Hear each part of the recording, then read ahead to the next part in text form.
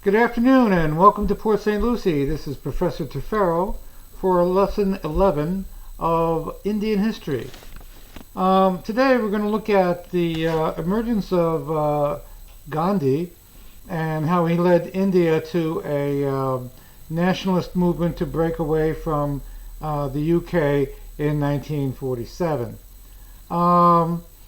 As you might know, the India was under the rule of the British Empire for over 200 years after the influence of the British East India Company. India had grown a great amounts of opium to sell to China and make very large profits for both India and for the UK. However, as Britain became more and more entrenched in India, the Indian people became disenchanted with the British, not just because of the opium trade, but because they didn't have control of their own affairs in each of the provinces of India.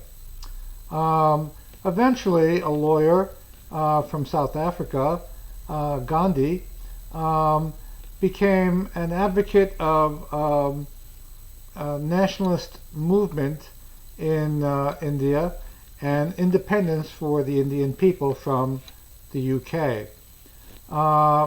Gandhi started slowly by championing civil disobedience as a method of obtaining his goals. No violence, no riots or any types of vociferous activity, but merely quiet dissolution of British rule. He believed that the just say no was the best way to approach the British. He said, you've been here long enough as our guest, it's time for you to leave. And he partnered with an element of Islamic society within India in order to unite temporarily to get the British to get out. Unfortunately, this alliance with the Islamic community did not last. As soon as the British were out, the Islamic community left and Pakistan was begun after 1947. But in the interim, it was Gandhi who initiated the movement and gave it most of its momentum with civil disobedience. We'll find that Gandhi eventually was able to have things like salt. He made a very strong commitment to not having the British involved in the production of salt, that the Indians could produce their own salt. They didn't need the British for anything.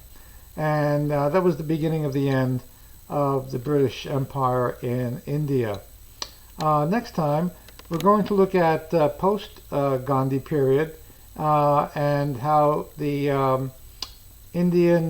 modern Indian commerce has taken effect under Modi. So until then, this is Professor Tefero wishing everyone a happy and healthy day, and I'll see you next time. Take care. Bye-bye.